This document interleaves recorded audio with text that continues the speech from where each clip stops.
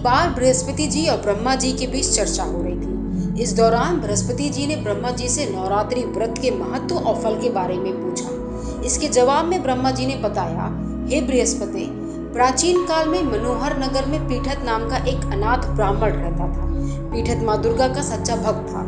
उसके घर सुमति नाम की कन्या ने जन्म लिया था। पीठत हर दिन माँ दुर्गा की पूजा करके हवन किया करता था। इस दौरान उसकी बेटी उपस्थित रहती थी। एक दिन सुमति पूजा के दौरान मौजूद नहीं थी। वह सहेलियों के साथ खेलने चली गई। इस पर पीठत को गुस्सा आया और उसने पुत्री सुमति को चेतावनी दी कि उसका विवाह किसी कुष्ठ रोगी या दरिद्र मनुष्य के साथ करवाएगा। पिता की यह बात सुनकर सुमति आहत हुई और उसने कहा, हे पिता, आपकी जैसी इच्छा हो वैसा ही करो। जो मेरे भाग्य में लिखा होगा वही होगा। सुमति की यह बात सुनकर पीठत को और ज्यादा गुस्सा आया और उसने पुत्री का विवाह एक कुष्ठ रोगी के साथ करा दिया।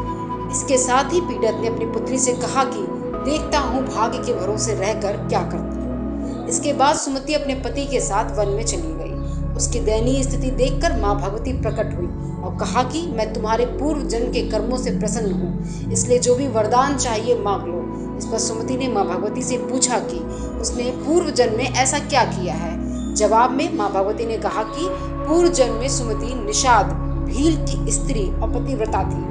एक दिन तुम्हारा पति चोरी की वजह से पकड़ा गया। इसके बाद सिपाहियों ने तुम दोनों पति पत्नी को जेल खाने में कैद कर दिया। तुम दोनों को जेल में भोजन भी नहीं दिया गया। तुमने नवरात्र के दिनों में ना तो कुछ खाया और ना ही जल पिया। इस तरह 9 दिन तक नवरात्र का व्रत हो गया।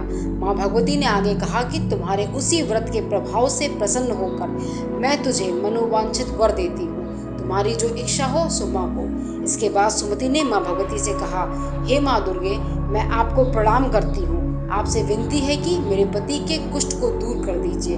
माता ने सुमति की मनोकामना पूरी कर दी। इसके बाद सुमति ने माँ भगवती की आराधना की। प्रसन्न होकर माँ भगवती ने कहा कि तुम्हें उदालय नामक अति बुद्धिमान, धनवान, कीर्तिवान और जितेंद्रिय पुत्र होगा।